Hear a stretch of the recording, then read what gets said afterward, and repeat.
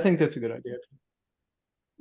Let me see if Okay, thank you. So we are covering today the chapters or the sessions, I think 5 and 6. 5 and 6, yeah. Those are the two. And we have Cam, Michael, and myself, Anurag, here. And we are missing Vish. We are hoping that we will continue this constructive dialogue in the next future session with his input. We are going to kick off by simply doing a first cut or first pass at our understanding of those two sessions. Would you like to set the floor, Michael? Sure. Now, are we just kind of free forming here? I mean, we're starting with number 5, obviously, right? So, I mean, the thing that I think is one of its highlights here is a concept of wisdom. You know, and what is it, right? And once we get clear about that, that's what we're aiming for, is what I understood he was saying.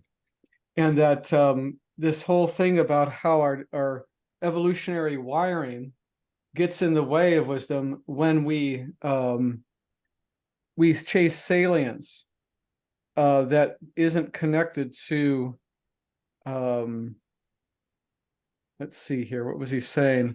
It's only connected to what our animal side wants, like sex, food, titillation, right? Rather than the higher order of things, which is which is connected with true wisdom is. And I have to say, one of the things I want to interject here is that I am astonished how similar the modern neuroscience is to what Vervaeke is saying that those Greeks figured out way back then.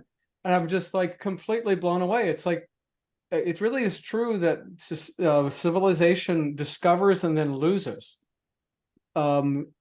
technologies, wisdoms, ways of being. It's kind of humbling to me, because it's like, you know, here we are thinking we were so much better than the people from the past. And I'm like, I'm not so sure that's accurate, because maybe in some ways, but I think that they were wiser than us in many ways. And they hardly had anything to work with. It's not like they had all the advantages we have. And maybe that's why they were wiser. I don't know. I mean, maybe there was more of a brutal consequence when you didn't live this way in some ways in the past compared to now. It's actually one of the things I think is true, is that there's so much protection from the feedback of nature in our cultures because of all the technology that protects us, that I think part of why people are so nuts and off base is because when you do something really stupid, you don't get reality like crushing you.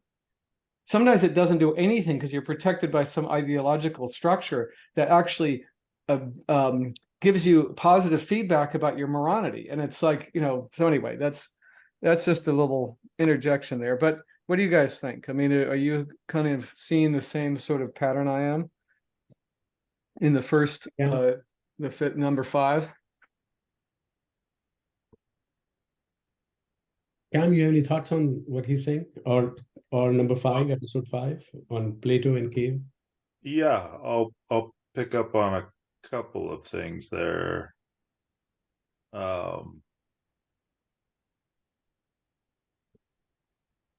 So on the cultivation of wisdom, I can't quite use the same words that you did, Michael, but let me try to say it maybe another way.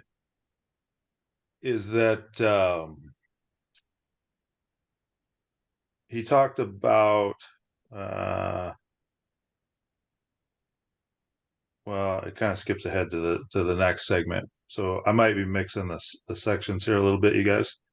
So looking at my notes from 6, because the format was, it's chronological in the sense that he goes through Plato first, and then 6 is on Aristotle and Kant. So sorry, we are covering episode 5 and 6. So the 5th is around Plato and cave, and effectively his interpretation of Plato and the cave metaphor at length, and what it informs us about spirituality and wisdom. And then sixth is the one that is specifically around Aristotle. And Right. Aristotle and Kant, and he brings together that in the next one. So those are the two different kind of sets of ideas. He starts with Plato in one and then moves to and the difference between, so there's a lineage that goes Socrates, goes Pythagoras, Socrates, Plato, Aristotle. Yeah. And the Platonic forms, the breakaway, the break between Plato and Aristotle, break is not the right way to characterize it, or the evolution maybe, had to do with the biology.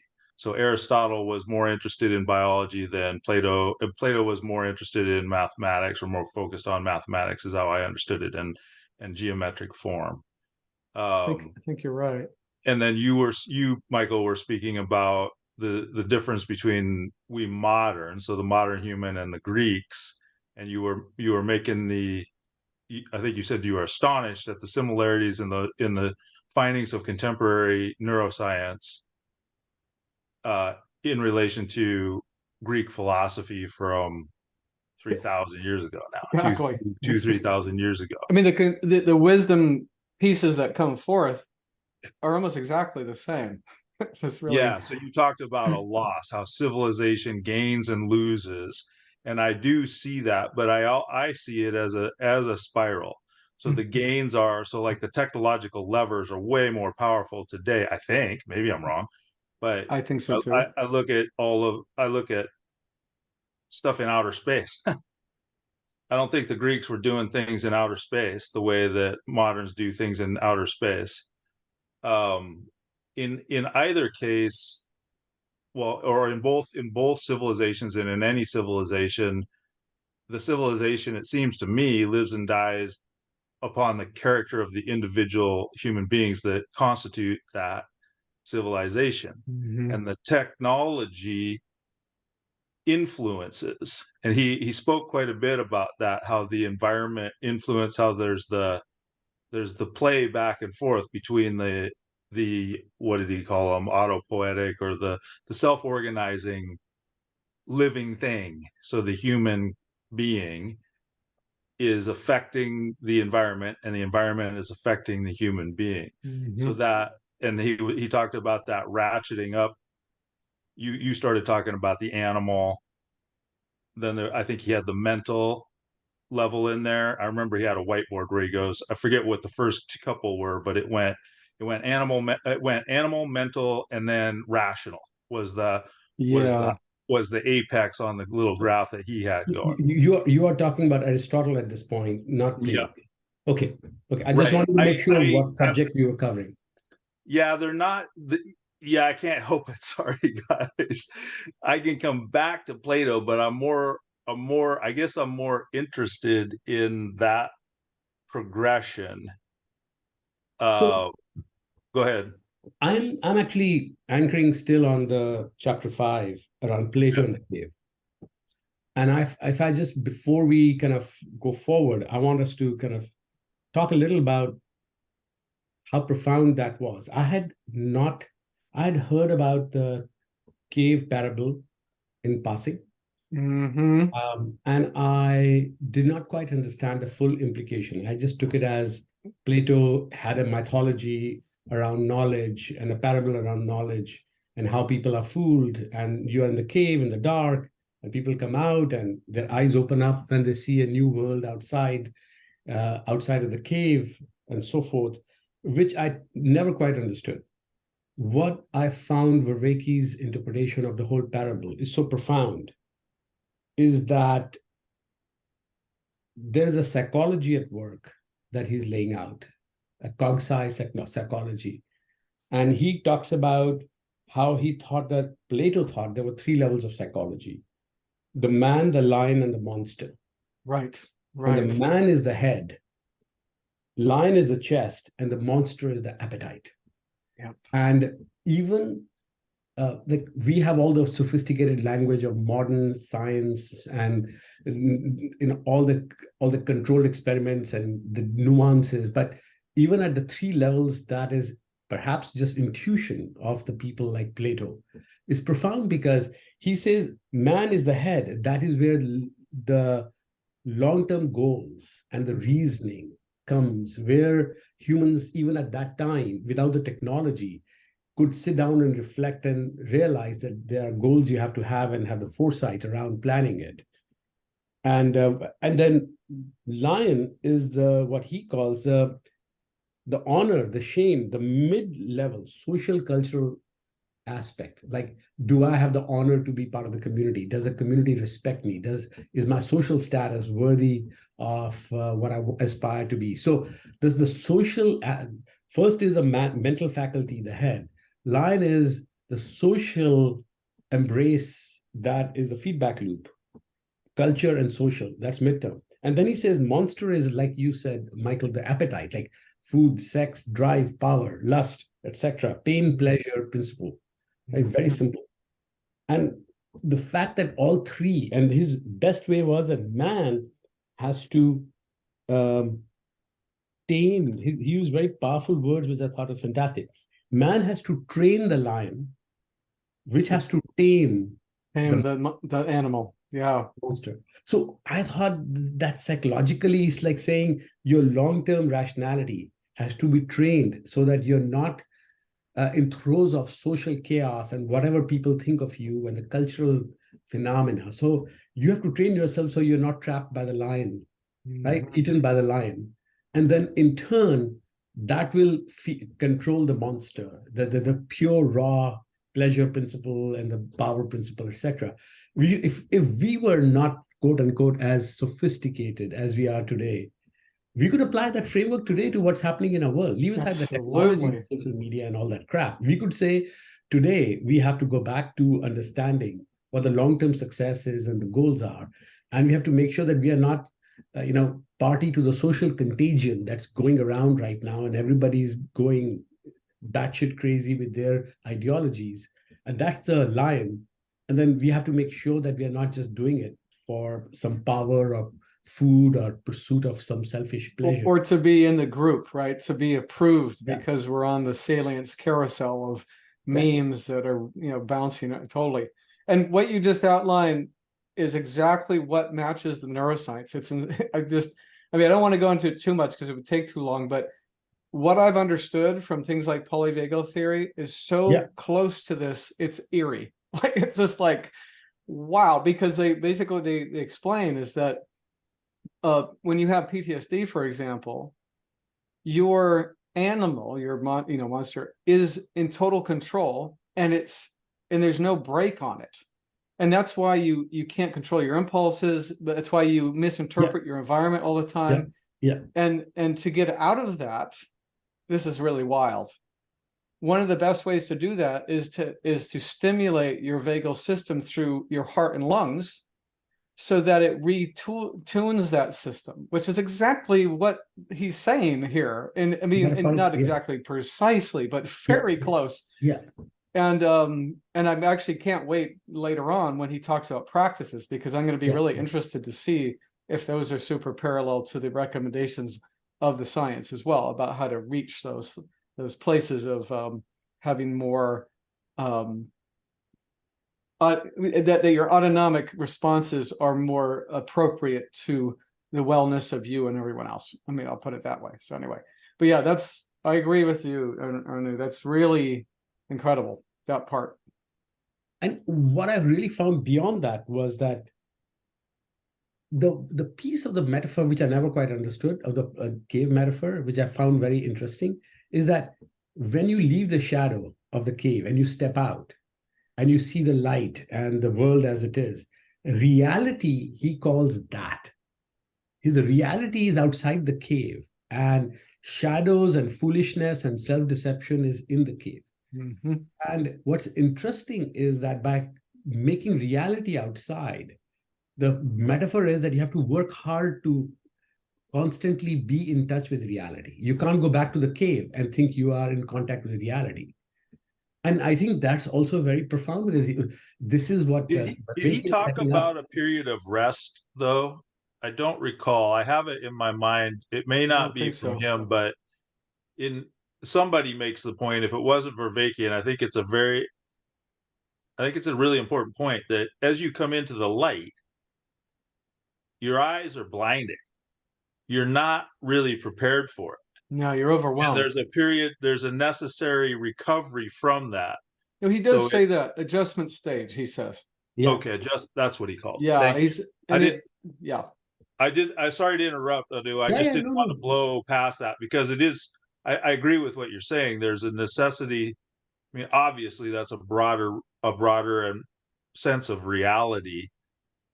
It just seemed important to me to, yeah. I guess I'm doing that. Right. I guess I'm finding that in my own life right now, and the evolutions that I'm going through, where I waffle between, like, it feels like abject terror, and based on what it is that I'm seeing and aware of, and am increasingly, it definitely feels like a higher order reality than everything that I've known so far. And it scares me, or it's very, I don't know if scared, but I'm startled by it. And there's this oscillation back and forth between the familiar and that. I can totally agree that I'm having that same experience, especially over the last 10 years, where I've been coming out of my trauma, and what I see when I get the clarity, sometimes it's so overwhelming that I actually go back a little bit, because it's just so much, and then I have to kind of, isolate myself up the ladder a bit and get used to it. Like, get used to, even getting used to being regulated is really overwhelming. Because if you're always activated and then you're regulated, it feels really kind of like, whoa, I don't know what to do with this. It's uncomfortable. And I think that's what the metaphor is saying. And Rue, I have to tell you that I have never heard an explanation of this cave metaphor that ever made sense to me until now. Yeah. It always seemed kind of obscure and kind of foggy. And the way he explained it, it totally matches my experience of becoming wiser, of discovering more wisdom, and even self-reflection that's difficult to see. It's amazingly helpful. I mean, I'm so grateful that I was able to hear that metaphor finally, instead of the other obscure stuff that I've heard before. And to your point, Cam, there is this not a linear, straightforward process of coming out of the cave straight into the light and everything's fine. It is not a quote-unquote revelation in that sense. But it is, he is setting up, I think Vervaeke is setting up in different chapters, this idea of transformation, right? And so therefore, this coming out of the cave is a transformation for the person, not just something got revealed. That's right. Right. It's not, right. You're not just seeing something different. You're actually changed, right? You're elevated by the act itself. And the word he uses is anagoge. The accent is anagoge, which is you are continuing to be in better contact with reality as you are in the light, and you get to see patterns that you couldn't see patterns before. That's right. Right. And that's your grip on the reality. And that's why he ties it back, even over here in the early chapters, to participatory form of knowing, to really get to be in contact with reality in a way that you were not before. The other thing I want to interject here, which I was extremely struck by in a positive way, is he says Socrates, what he taught was a practice, not a philosophy. Yeah, I had that down too. It's so agree with that. God, especially in this world of over intellectualization and bullshit shoveled at you in huge amounts. Yes, exactly. Like, there was something that I learned years ago in a spirituality class that said to teach is to demonstrate. And you demonstrate what you believe every moment by how you behave. And I was like, yes. And that's what he's saying too. Yeah. So very cool. Let's see, what else? And then I think the only other, I would raise one more point around that, which I think, to your point, Cam, he's using as a transition from Plato to Aristotle. And he's introducing this idea, Vervaeke is, around this idea of, I think, first the logos, which is the act of engagement, I didn't realize logos is not just word or reasoning, but is actually the act of engaging to come to a better understanding. The kind of conversation we are having with each other to see whether collectively we make progress or not. And he introduces that, and he also introduces this idea of structural functional organization, the form. Yeah. No, Conforming, meaning to become part of the form, conforming. And I think he's setting that up as how we, as according to Plato, as you come out and you start seeing reality differently, you start conforming to it, and you start understanding the structural functional form that you're encountering now in a way that you did not encounter before. That's right. Which I think is a set of concepts that he's introducing for the first time in this chapter. Vervaeke is. Plato says wisdom was an internal justice within the psyche. So it's an alignment between right? those three, the balance Mhm. between head, heart, and the monster, the appetite, is the wisdom. And the other thing that he talks about too, and this is another neuroscience thing that they explain, is that salience is because of our evolutionary wiring is stronger in the present than it is the future, because when we were on the Serengeti, that was more important. Now he's talking about you have to learn how to almost like trick that system, because it's not natural for humans to have more salience about the future than the present, right? So you have to work at that. Yeah, it's not natural actually for us to do that, except in higher order thinking, right? He also says that social interaction can be used to help avoid self-deception, which I think is really incredible too, because I totally like what we're doing. It's like we're trying to figure out how to be less fooled by our own bullshit, right? That's I think part of what we're trying to do here. So Cam, what are your thoughts? Because at this point, you had some specific ideas around Aristotle and your interest in how Aristotle was being set up. Can you play that out a bit? Yes. Well, I noticed. Yeah, thank you, Anu. And I apologize for jumping ahead. No, That's fine. I mean, this is a dialogue. This is just. There's no. I noticed that I am a biological creature, and he sets it up as Aristotle being interested in the biology. He's noticing that there's these self-organizing things, living things. Mm-hmm. And I would dwell a little bit with you guys on these terms that we use. So I would dwell a little bit on time. So Michael, you invoke the future, and you also use the word salience. Mm-hmm. And Anu brought attention to the term logos. Mm-hmm. And I guess the things that I would want to say, and then kind of, you also said, Michael, higher order thought, I think. Is that what you said? Yeah. So I would suggest creative thought, and I will suggest that there is no future. There's only what is available to us now, and what we do in that together in community through this, I don't know, if practice of logos or whatever. I don't know what that is. I want to know what you guys have. Oh, you don't know what logos? Well, I've got my ideas, but I think they're probably not quite right. But on the creative, we're directing attention to what I think he referred to in episode 6, particularly. Let me see if I can find it in my notes real quick.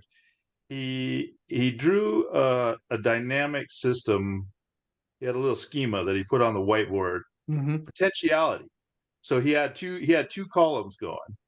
He had causes, starting with causes on the one side, and he was pointing out how Newton foregrounds that linear cause and effect. And what recedes is Aristotle's emphasis on the condition, which was he had in the right-hand column. So that's the environment. It's like it's the environment. It's the reality that the body is acting in and receiving feedback from. Yep. And then it goes that those conditions afford what is possible. Right.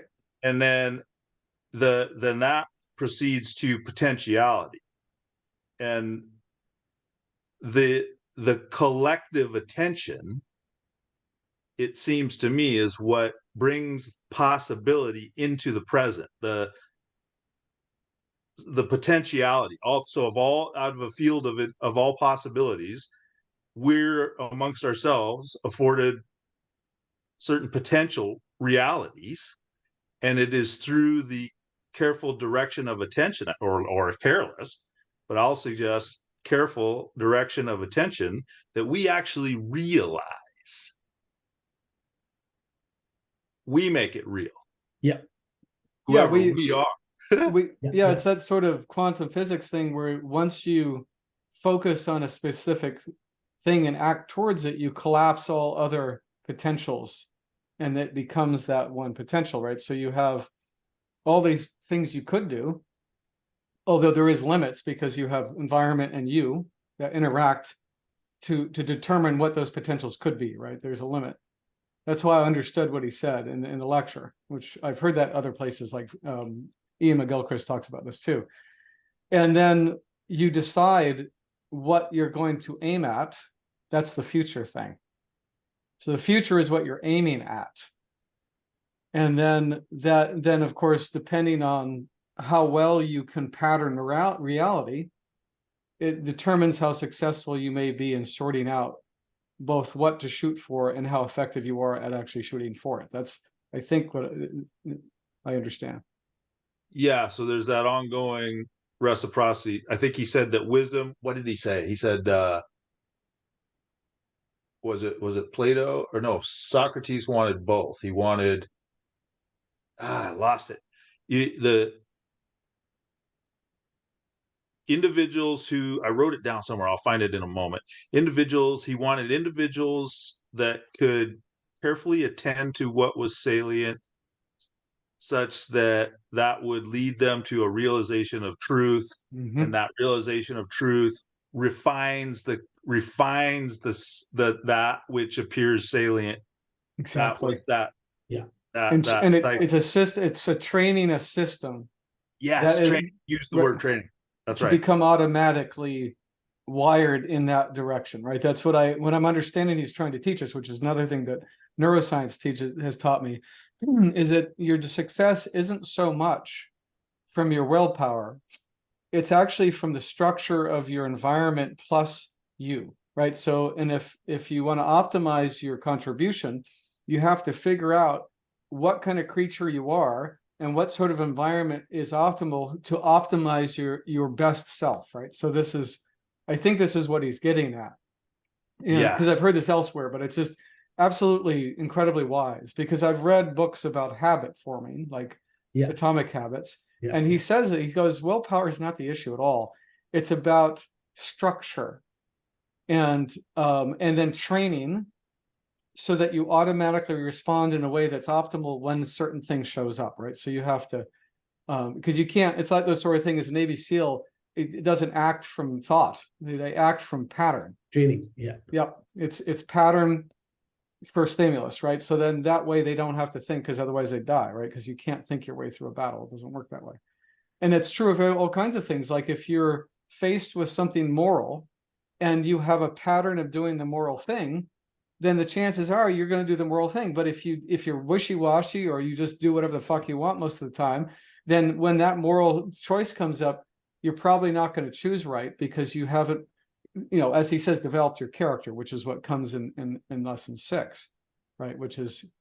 That's Aristotle. Like, how much time are you spending on your character? Yeah, exactly. Versus pursuing hedonic pleasures or whatever, right? So I want to, Michael, well, Anu, sorry, I interrupted. Were you going to say something? Go ahead. I found my note. So I got the timestamp. It's actually in it was in episode 4. And it's at 45 minutes and 10 seconds in. And it says, Socrates wanted individuals who knew how to pay attention in a manner that what they found salient helped them determine the truth.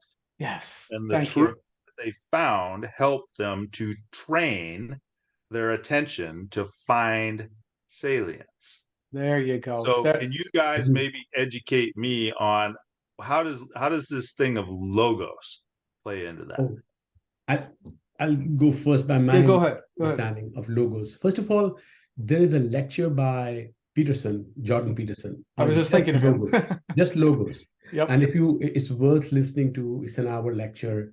Beautiful. Right? It seems like you've heard that, Michael. Oh, I've seen it. It's brilliant. I mean, that's how right? Exactly. So the point I understood of logos is that logos is more than simply rationality. Logos is the act of understanding by talking through different perspectives around a topic, like we are doing, right? Because logos is that capability, that core capability among humans to be able to arrive at a better truth, not perfect truth, but simply better truth by the act of conversation. And a conversation of a certain kind, not the kind where we are genuinely open, etc., etc. That's how I took it to. I think the only thing else I'd add, I agree with you, is that he explains that logos is it's a spirit. And so whatever logos you are embodying is what determines how you show up. So if the logos is bullshit, then you're going to be full of bullshit, because that's what he actually says this in some of his lectures, is that the way that you sin, which means to miss the mark, that's the exact definition of sin, according to him. It's an archery term, is that you knew better but did something else besides what was right. And as he likes to say, because this is what the Bible says, you let the kind of the evil logos have its way with you, almost like sexually, right? And then you let it in, and you didn't just let it in, you actually indulge yourself in it.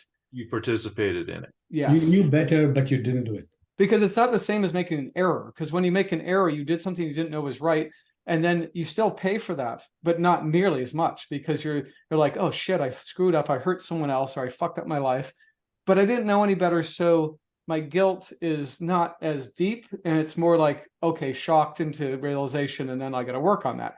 But when you know that you did it voluntarily, that you let the logos of bullshit in, or evil, or whatever, seduce you, then you are really guilty of failing to stand up for a better you, right? So that's I think I'm pretty sure that that's still in the logos category, what I just said. Yeah, very much so. And it foreshadows this idea of willful ignorance. Much later, right. In one of the later chapters, he talks about various kinds of ignorance, and I think one of the category of ignorance is willful, where you need to look at it, but you shy away from looking at it.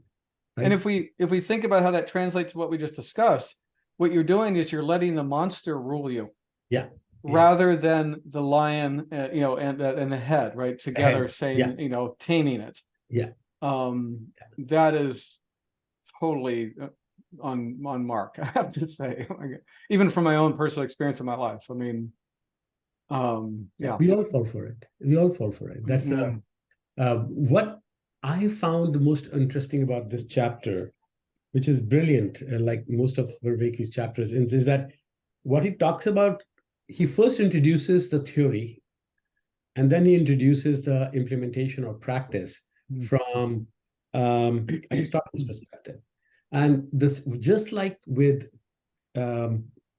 Plato, the theory seems very simple and intuitive, and I had heard about it in passing. But the way he describes it, Vervaeke describes it, makes so much sense in the modern context. For example, I knew that Aristotle is a giant because he was the first guy who talked about biological frameworks of growth, unlike mechanical, Archimedes and others before, who talked about mathematical and spiritual power of structure of the heavens, etc. Whereas he talks about how a newborn becomes a man, how a plant becomes a tree, right? He's talking about organic transformation, Aristotle is, and which is where the whole idea of what you were saying, you have causes and you have environmental constraints or conditions. And those causes and conditions allow something to unfurl and become something like a tree, right? From an acorn. Mhm. And that idea that you can't have a linear projection. You can't say, here is a seed, and I can just, in 3 steps, I can make a seed into a tree. He's saying there's a transformation that's going to happen that is somehow inherent in what he calls structural functional seed, which will become a tree.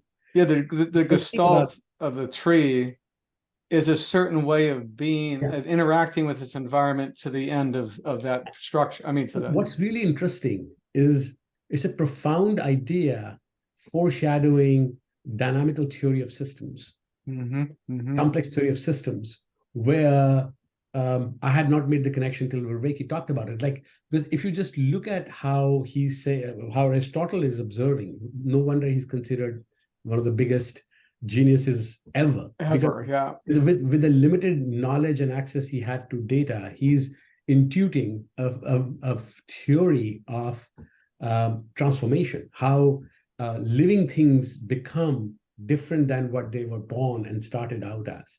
And then he explains it, Vervaeke explains it as a dynamical theory in which he introduces a fantastic concept of virtual engine, right? And that I thought was brilliant, because he talks about the 2 aspects of dynamical openness, or generating of choices, and then constraining of choices. Oh, yeah, you constantly create more choices dynamically, and then you clip off and constrain them. And right. That engine is what the ultimate deeper engine of growth and potentiality is, which I thought was a brilliant summation. Totally agree. Because that's the evolutionary structure, right? So you have have this explosion of possibilities that then the ones that don't work get paired off, and it collapses down to what works, and then it explodes again, and then this is how the progression works, right? That's the growth rhythm. And that's what you were talking about, autopoietic, Cam. Like, this is how it allows something to become automatically grow into something different. Not automatically, but through this process. He calls it virtual engine, which has a virtual governor and a virtual generator. Right? One controls it, one expands it, and the engine. And then he poses a question around people, that what's the version? How do you?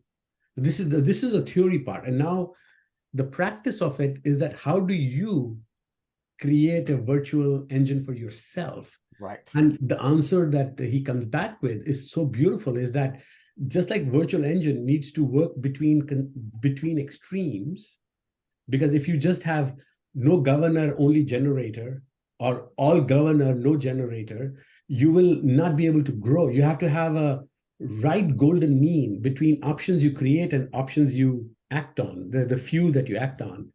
And I think he's now saying the theory part was that, but now he's saying in life, you need to build virtues. And virtues is the fine-tuning of your virtual engine so that you're not a coward, nor are you a fool. You are actually courageous. So you have figured out how not to generate too many options that kill you, and how not to only follow or never follow an option and be a coward. So I think he's now taking that metaphor of virtual engine and now applying it to how Aristotle thought about character and virtue. Virtues were you practicing your virtual engine. And then you guys, sorry, I'm just playing that's back. Really well. Thank you. That was a really, really good kind of sequence that you just laid out. I really appreciate that. I do too. I wonder, do you guys see the 4 of us as a system? Yes, because it's a reciprocal creative process that we've engaged in that rhythmical co-creation, right? Because we're aiming for something. What is that system?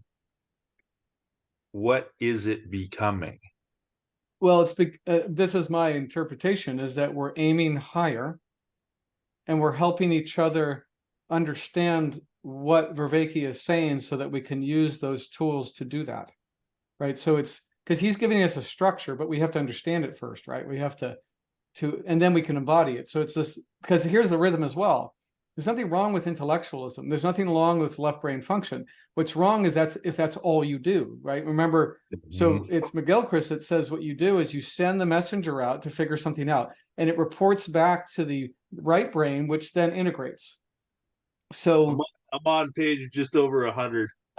Good for you. Inspired me. I'm plugging through them. It takes some fortitude, but I really think it's worth the journey.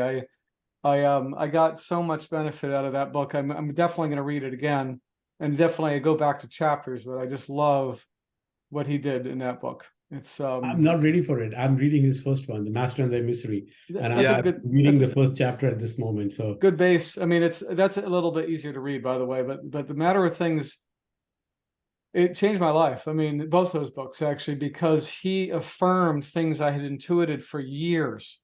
And he's such a smart person. He's such a huge figure in science. And here he is telling me that I was fucking right when everything else around me told me I was wrong. I'm just so grateful. It's like, you know, 'cause I got tingles reading that book. I swear to God, my girlfriend noticed. She goes, "What are you reading?" And I'm like, "Oh, this," you know, and she goes, "Whatever it is, I love how you feel when you read it." Oh, lovely.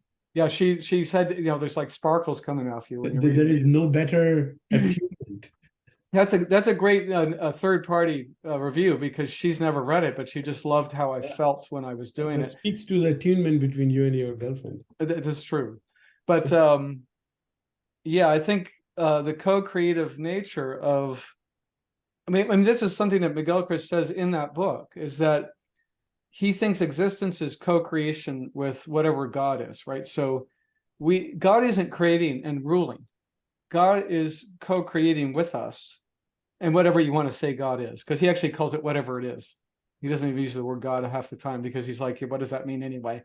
But then he says that he goes, every encounter you have, whether it's with an object or a person, is a co-creative act that changes both of you in every moment that you're experiencing each other. So when you experience a tree, you're co-creating with a tree, and you're both changed for it, which I think is beautifully wonderful thing to believe. I just love it. I'm like, yes, because that's what it feels like.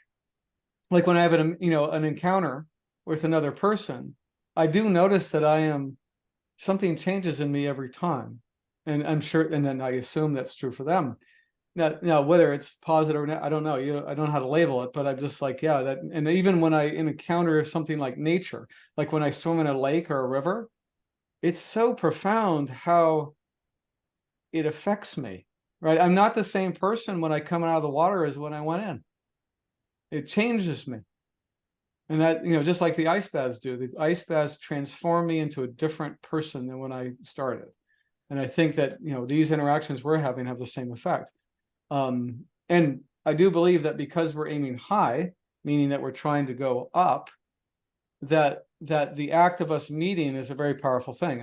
I really value it so much, because I'm like, it's hard to do this on your own, right? I mean, if I was to study this on my own, I could, but it's much richer when I hear you guys reflect and we bounce ideas, and there's even maybe disagreements. All that's very helpful, I think.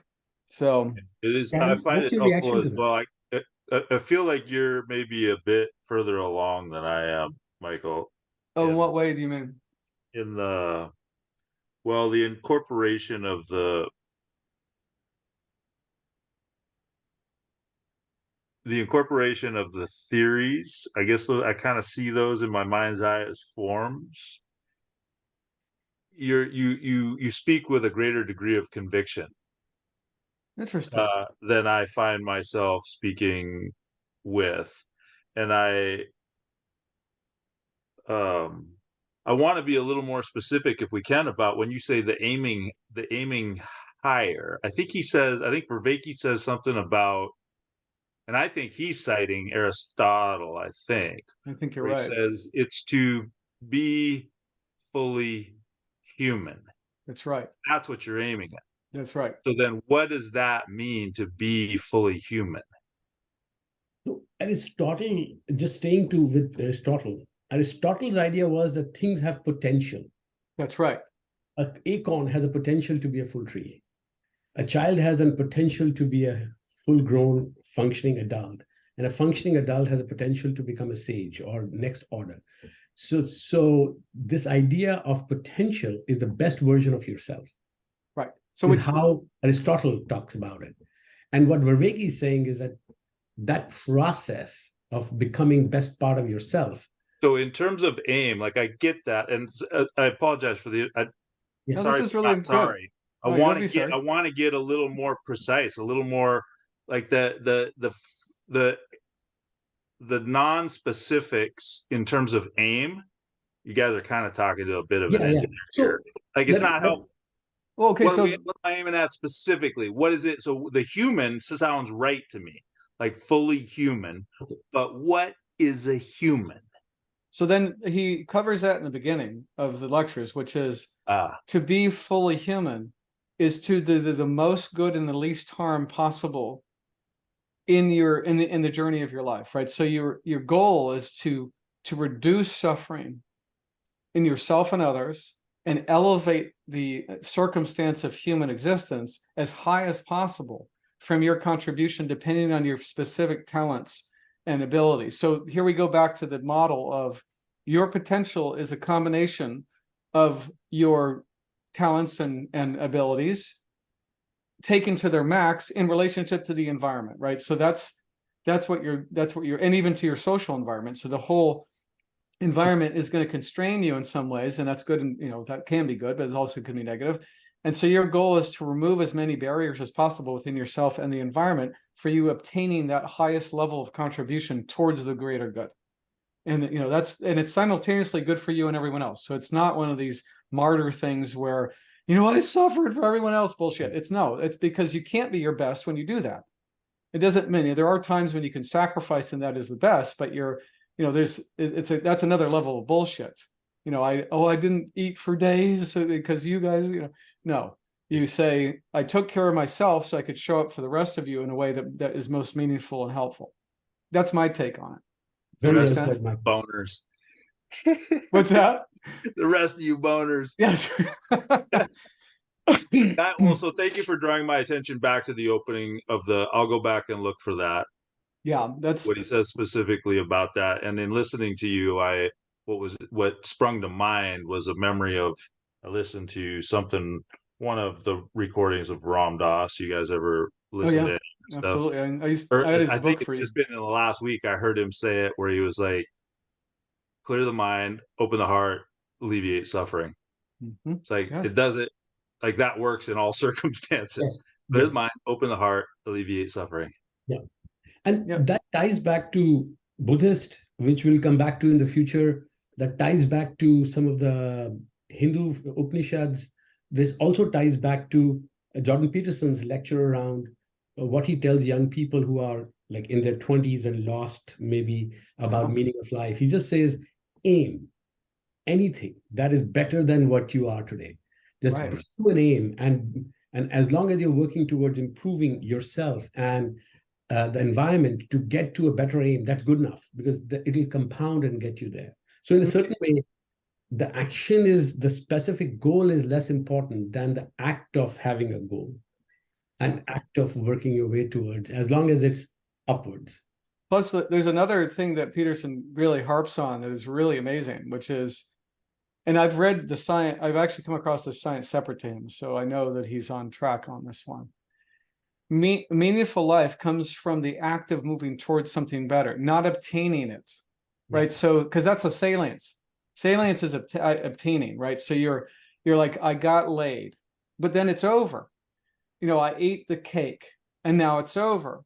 But when I'm working on how I am, how I be, then it never ends, because I'm always trying to spiral up.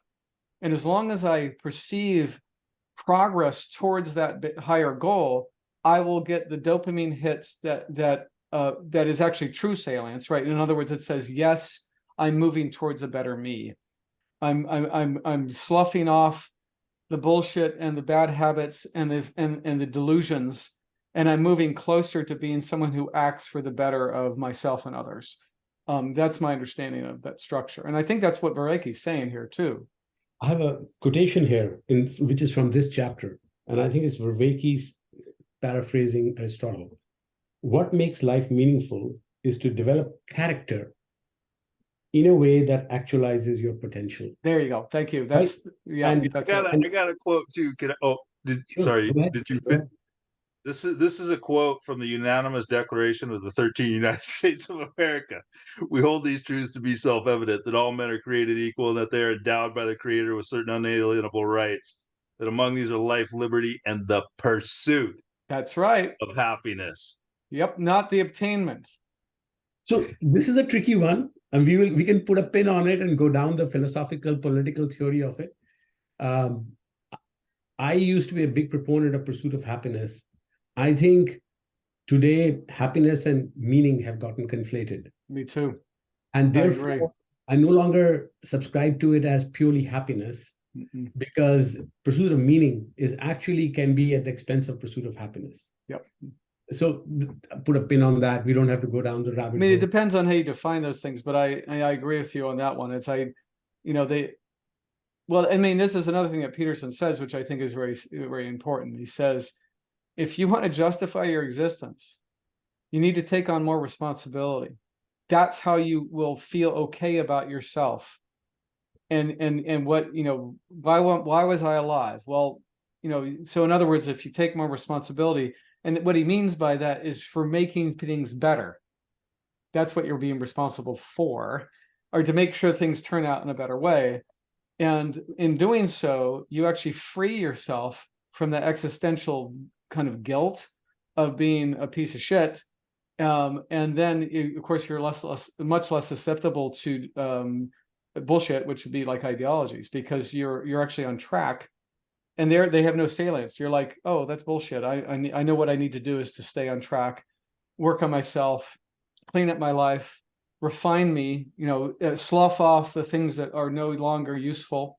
And it's a painful process. I mean, that's another thing you're saying, Andrew, which is really interesting, is that growth requires very painful moments of recognition of your own failings, right? And your own shortcomings as part of it. Or even the fact that you have let go of opportunities because you were too stupid or self-indulgent in the past, right? So you've got to face that. It hurts.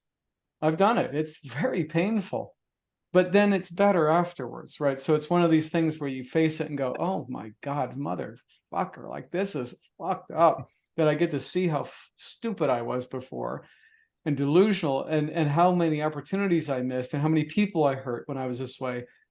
But then, of course, the solution is to undo that and to build another, your character towards something better. And that's where pursuing happiness doesn't really fit in there, because it's not a happy moment when you face yourself and go, oh shit, I was an asshole for a long time.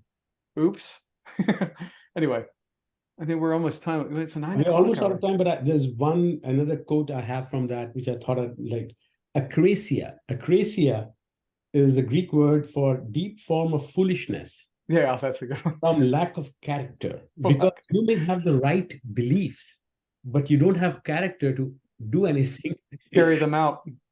So to me, what I liked about Greeks' view of life is that they simplified all this theory to virtues and character, which is a never-ending project. Like, be prudent, like, be courageous. So the virtues were something that were be kind. These required lifetime practice, and you never were done with it. And that was building your character, and that was giving you more contact with reality, and you were becoming a better person. So all of that became codified, according to Greeks, into relatively simple, I would say, ideas that the masses or the general people who did not understand the theory behind it could understand. I agree. And the other thing, Cam, are you familiar with the Stoic philosophers? A little bit. Okay, because that's what we're talking about, put into very specific guidelines of living that are incredibly practical and absolutely antithetical to too much theory bullshit, right? I really, really respect the Stoics, because what they basically said is, who gives a shit about blah, blah, blah, blah? how do you do this every day right now? And actually, Marcus Aurelius was a big Stoic fan of Stoic philosophy. And of course, he embodied that in a way that's just beautiful, because he was never corrupted by power, money, fame. He was immune to that because he worked so damn hard on his character. And, you know, if you read some of his works, like Meditations, you'll see that he's always trying to examine how to avoid falling into traps of bullshit. So I want to close with this comment on I really like the blah, blah, blah. Who cares? Well, I care, because what I find myself doing increasingly is programming machines that are an increasing presence in the constraining environment around the rest of my fellow man. So yes, I agree. Act to build character and get the blah, blah, blah right. Get the correct blah, blah. Get the language, get the language right. Get the language right. The use of whatever this manipulative capacity of my body, get it pure. Yeah. Or the way I see it is I see it a little different than the Greeks. I think that I want a covenant with my monster. I don't need to tame it. I need to have it, because then there's mutual respect there, because the monster actually is very, very important. It's just when it has the wrong role, it's destructive. In other words, if the monster's in the role of the man in the head, then everything goes to fucking hell. But when they each have their place, then that's when you are humming along and being your best self. That's how I see it. I'm mindful of the time. Yep, we gotta cut it. Well, I guess we didn't have any trouble talking to for the full hour, did we? You guys did. You were gonna bail, and I got you talking. That's a smart move. That's a ninja move by Cam. Good for you.